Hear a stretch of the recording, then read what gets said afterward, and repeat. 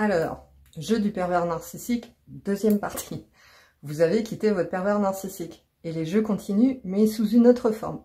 Alors, quand vous l'avez quitté ou qu'il vous a quitté, la première des choses qu'il va mettre en place, c'est le silence. Parce qu'il se dit qu'avec le silence, vous allez forcément revenir au galop, vous n'allez pas supporter la séparation parce que vous êtes dépendante affective.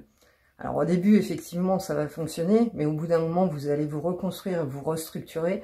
Et si vous avez bien avancé sur votre chemin, vous allez mettre en place le no-contact qui permet de ne plus avoir aucun contact avec cette personne. Le no-contact, je vous le rappelle, c'est on coupe tous les moyens de communication, téléphone, SMS, réseaux sociaux, boîte mail, voire courrier postal, et voire même lieu de résidence.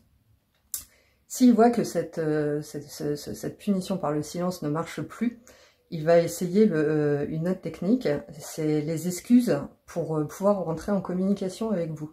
C'est-à-dire, il a oublié quelque chose chez vous, il a besoin de vous, il n'y a que vous qui pouvez lui apporter le service ou la chose dont il a besoin, il a reçu une facture qui ne lui correspond pas, c'est à vous de la payer, et ainsi de suite. Ces tentatives et ces excuses pour que vous acceptiez de rentrer en contact avec lui vont s'accentuer au fil du temps. Ça peut devenir même harcelant. Alors, une chose à savoir, la loi aujourd'hui ne reconnaît pas la perversion narcissique. Dans aucun texte de loi, dans aucun code pénal ou code civil, la perversion narcissique n'est admise aujourd'hui, n'est reconnue. Il y a des associations qui se battent en ce sens pour le faire reconnaître, mais aujourd'hui, ça n'existe pas.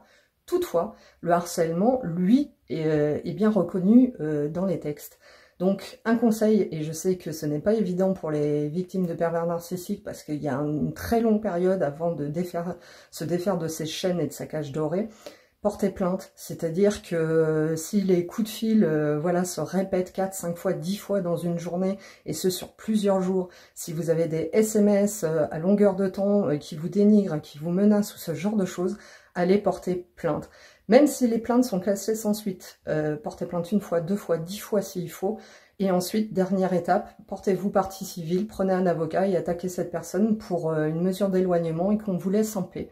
C'est dramatique d'en arriver là, mais ces personnes, en général, ne supportent pas d'avoir perdu le contrôle sur leurs victimes, car, je vous le rappelle, si le pervers narcissique n'éprouve aucune émotion, aucun sentiment, toutefois, il considère que vous êtes sa propriété, sa chose, dont il ne veut pas être dépourvu. Donc si vous ne l'arrêtez pas, eh bien, il va falloir l'arrêter d'une façon ou d'une autre, et si ça doit passer par la loi, bah, il faut que ça passe par la loi. Donc, dernière chose aussi, si vous ne vous sentez pas capable ou si vous manquez de courage, n'hésitez pas non plus à appeler des associations type France Victimes qui vous accompagneront et passeront des coups de fil parfois à la gendarmerie ou au service de police pour les obliger à prendre votre plainte parce que dans certaines régions, c'est compliqué de prendre les plaintes.